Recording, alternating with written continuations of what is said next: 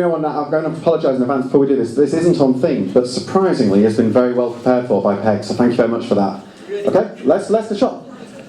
This is a clue. Everyone knows this is a crossword clue, but this is more than a crossword clue. This is a crossword clue of the style of the Great British Cryptic Crossword, and that's what I'm going to talk about today, because I love the Great British Cryptic Crossword. I think it's one of our great national institutions, north, south, whatever. It's uniquely British. However, I am concerned that it is doomed. I think at some point it will die a horrible, painful, and very, very sudden death, and suddenly we'll look around and go, where are these cryptic crosswords anymore? We can't see them anymore.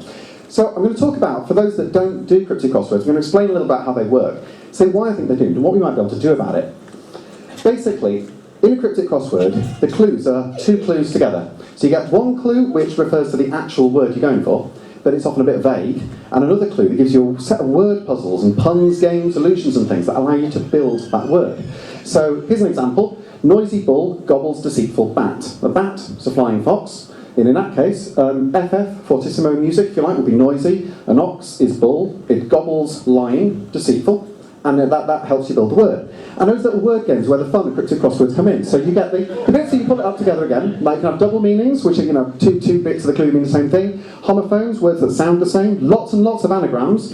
Weird illusions and definitions, which are usually kind of really, really bad jokes that lead you to something. You get acrostics, sort of, goes in the first letter or something, the second letters of everything. You get acronyms and abbreviations, and that's where part of the problem lies, but I'll come back to that. You get lots and lots of slang, and really the fun bit is you get all of these things mishmashed up together into a great big smorgasbord of mess that you have to try and decode. And that's where the distinctive bit comes, and also where the problem comes, because crossword testers are not just compilers who put puzzles in papers, they're artists. Games have been art for a long time before video games came on the scene, and these are the authors. However, the reference points they use, and a lot of their audience, have been getting older and older and older, because they use common abbreviations, slang, allusions to films, things that you might see in the sporting papers, the cricketing almanacs, from about 50, 60 years ago. And of course people in their 90s, next decade, are already solving, cryptic crosswords, are still doing it now.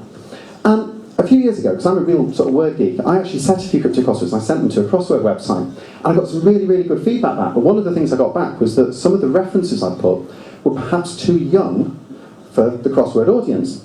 I put in a themed puzzle where the answers were albums by The Doors, over 40 years old albums by The Doors. And these references were too young. So eventually this generation is going to die out.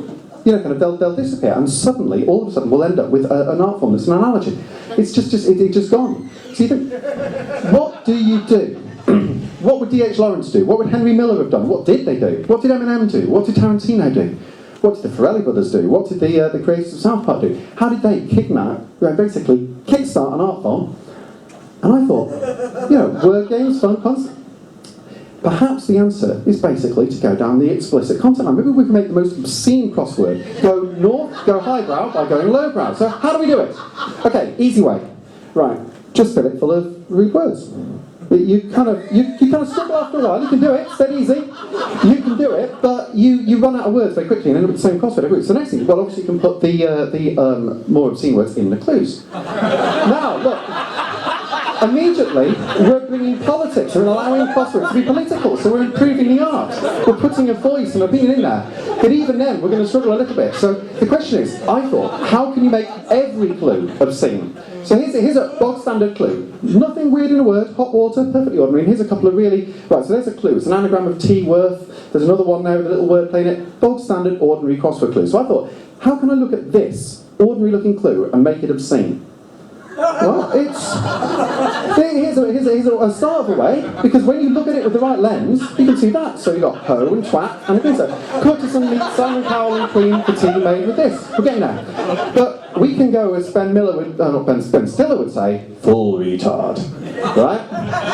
The try is, it's actually very, very, very easy after a while to go the full way. And, apologies, I should have probably put a health warning before this presentation, but it would have spoiled it. So I thought, right, here's a challenge.